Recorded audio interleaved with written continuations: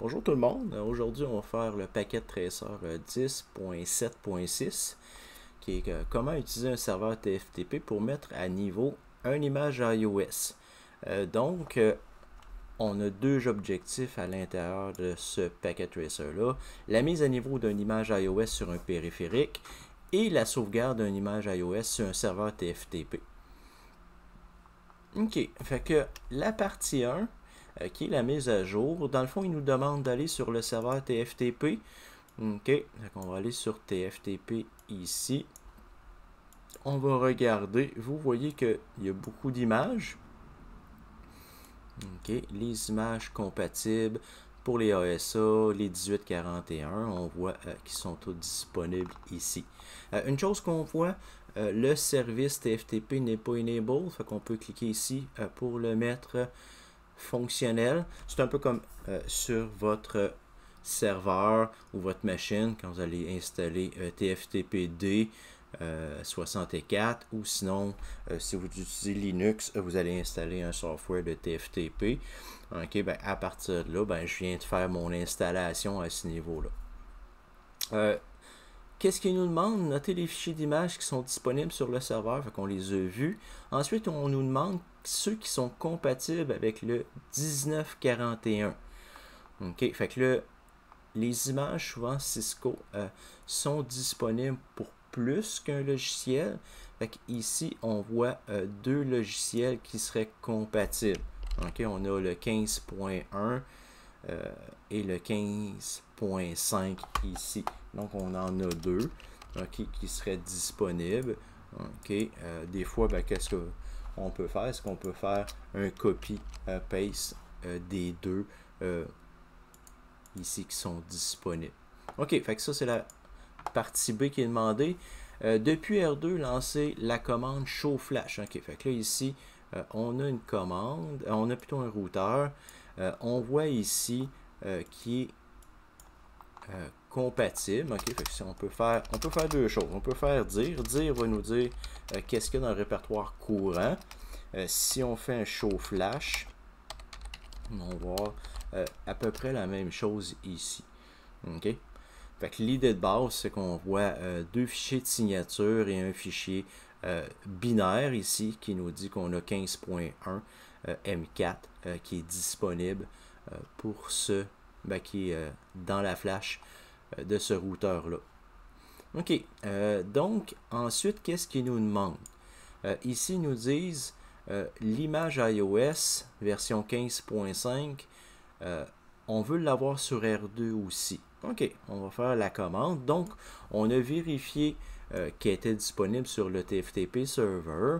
OK, ici, le TFTP server, c'est l'adresse .2.254. Fait qu'on peut commencer par un ping à 192.168.2.254, voir si on a une connectivité avec notre serveur TFTP. Comme ça, si jamais le TFTP échoue, bien on sait que c'est pas au niveau d'IP que ça a eu un problème. Donc on va copier. La source, c'est le serveur TFTP et l'endroit où est-ce qu'on veut mettre ça, c'est la flash. OK. On va flash. 2 points. Bien entendu, ils vont nous demander l'adresse du serveur, 192.168.254. OK. Et là, dans le fond, ils nous demandent d'aller chercher le nom de fichier. Tantôt, je l'ai copié, fait que c'est plus facile comme ça au lieu de le taper. Essayez pas de le taper à la main. Des fois, vous allez faire une erreur. Il y a beaucoup de choses à s'assurer, comme ici, le petit A, les majuscules, etc. Fait on laisse ça comme ça. Le nom de destination suggéré, c'est le même qu'on a rentré. On va laisser ça comme ça. On va faire ça. Et là, vous voyez que on a eu un transfert de 33 MB, 33 591 768 octets. Et là, si on fait un dire, on voit que dans le fond, notre nouvelle image, donc souvent on appelle ça aussi une image, ou des fois on appelle ça un binaire à cause que l'extension est .bin, c'est des 0 et des 1. OK, ça c'est la première partie qui nous demandait. Et ensuite, ben, on nous demande OK, on vient de faire le E, donc on a vérifié. Et là, ils veulent qu'avec le boot système, on dise au routeur 2 boot sur cette nouvelle image-là. OK, fait qu'on va aller en conf-t. On va faire boot système. Fait que cette variable-là, on la change. OK. Et là, dans le fond, on va dire que la prochaine fois qu'il va booter, de prendre ce binaire-là au lieu de l'ancien. OK, fait que là, on va faire end. OK, on peut enregistrer ça. Là, il nous demande de faire un show version. On va regarder pourquoi. OK, fait que dans le fond, il nous demande système image, file, blablabla. OK, fait que dans le fond, il voulait qu'on fasse une vérification de ça.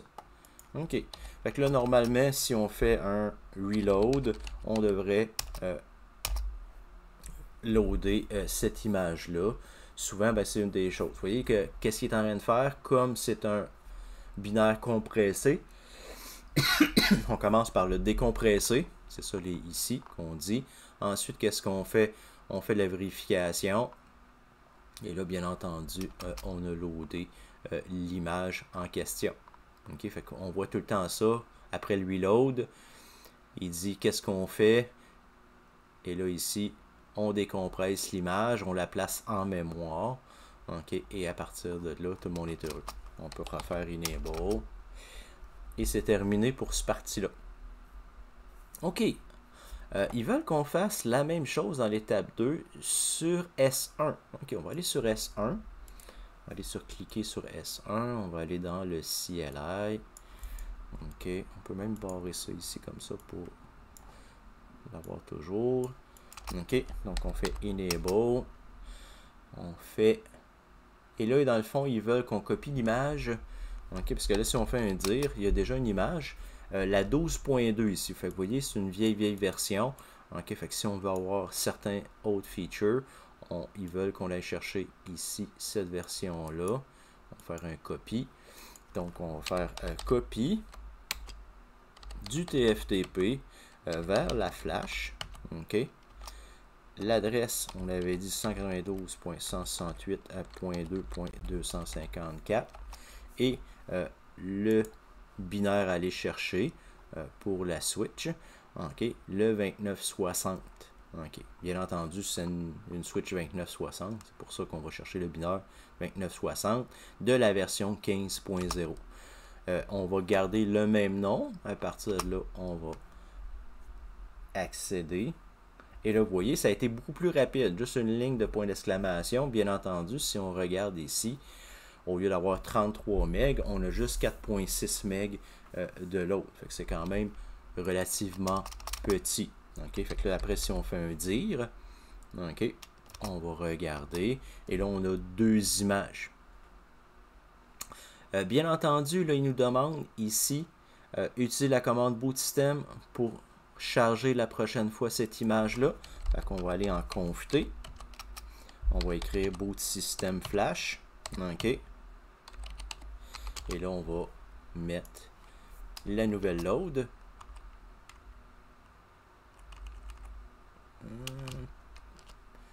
Boot system flash. OK. End. On va sauvegarder notre config. On va faire un reload.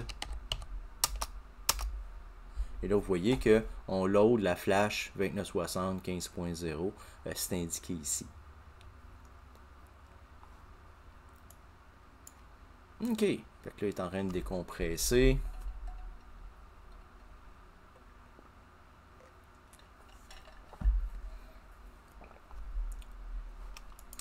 Et là, à partir de là, si on fait un show version, on voit qu'on a 15.02 et SE4.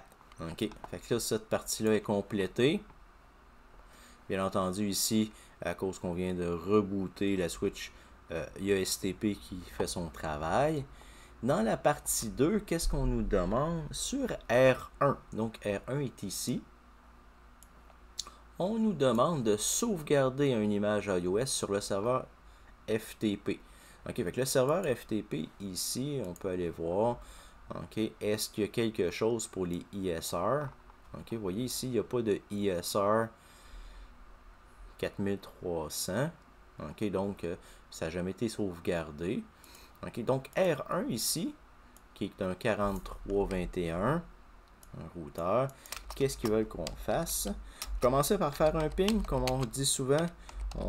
On regarde la connectivité, au moins pour voir si c'est fonctionnel à ce niveau-là. OK. La connectivité est là. Donc, qu'est-ce qu'on fait? On copie de la flash, OK, vers le TFTP. Et là, bien entendu, on va remonter ici en haut. On va faire un copie de cette information-là. OK, fait que là, pour être sûr de l'avoir l'orthographe comme il faut, on va faire copie comme ça de cette information-là. À partir de là, copie flash TFTP, on fait Enter. On fait Paste, fait que là, donc, vous voyez ici, j'ai pas fait d'erreur. Je fais Enter. Il nous demande l'adresse IP du serveur, 192.268.2.254. Voulez-vous garder le même nom? OK, on va garder le même nom. À partir de là, je copie. Normalement, on ne change pas le nom d'un binaire parce que sinon, ben, on ne sait pas c'est quoi la version, etc. Fait que on garde le nom que Cisco y a donné et à partir de là, ben, on va être capable de comparer adéquatement deux images. Vous voyez que c'est quand même assez long. Ils nous prévenaient ici, ils nous disent que dans le fond, l'image 486 MB, c'est quand même pas négligeable. Okay, dans l'exemple ici, ça prenait 18.815, 18. Quasiment 19 secondes, c'est quand même beaucoup.